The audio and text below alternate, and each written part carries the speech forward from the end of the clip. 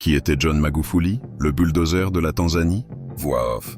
Disclaimer. Cette vidéo est réalisée dans un but éducatif, culturel et informatif. Elle retrace la vie, les actions et les controverses de John Pombe Magufuli. Elle n'est affiliée à aucun parti politique et ne cherche ni à glorifier ni à condamner, mais à comprendre et partager l'histoire d'un dirigeant marquant. Les images et extraits utilisés le sont dans le respect du droit de citation et sans aucune intention de nuire. Son enfance et sa jeunesse. John Pombe Magufuli naît le 29 octobre 1959 dans le village de Chato, au nord-ouest de la Tanzanie. Issu d'une famille modeste, il grandit dans un environnement rural où le travail de la terre et la rigueur de la vie paysanne forgent son caractère. Dès son plus jeune âge, il se distingue par son sérieux et son goût pour l'effort. Ses études et ses débuts.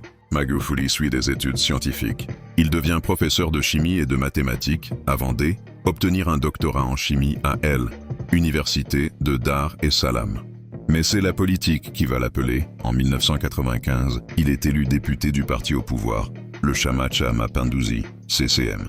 L'homme du bulldozer. Son surnom, le bulldozer, vient de son passage au ministère des Travaux publics. Magufuli supervise la construction de routes, de ponts et d'infrastructures avec une détermination sans faille.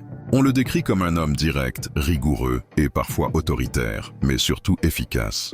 Président de la Tanzanie. Avant d'aller plus loin, souvenez-vous, une histoire ne survit que lorsqu'elle est partagée. Votre soutien est essentiel pour faire vivre cette mémoire de John Magufuli.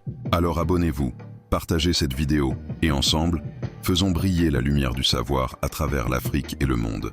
Découvrez aussi d'autres grandes figures de l'Afrique et du monde sur notre page. En 2015, il est élu président de la République unie de Tanzanie. Son mandat surprend le monde par son style singulier.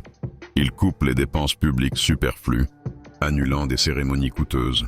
Il mène une lutte féroce contre la corruption et le gaspillage.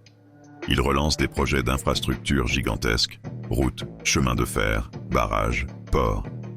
Pour beaucoup de Tanzaniens, Magufuli incarne un souffle nouveau, un dirigeant proche du peuple.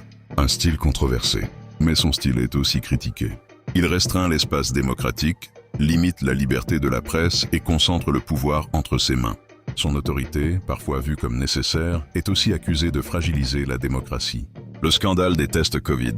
En 2020, au plus fort de la pandémie, Magufuli étonne le monde entier.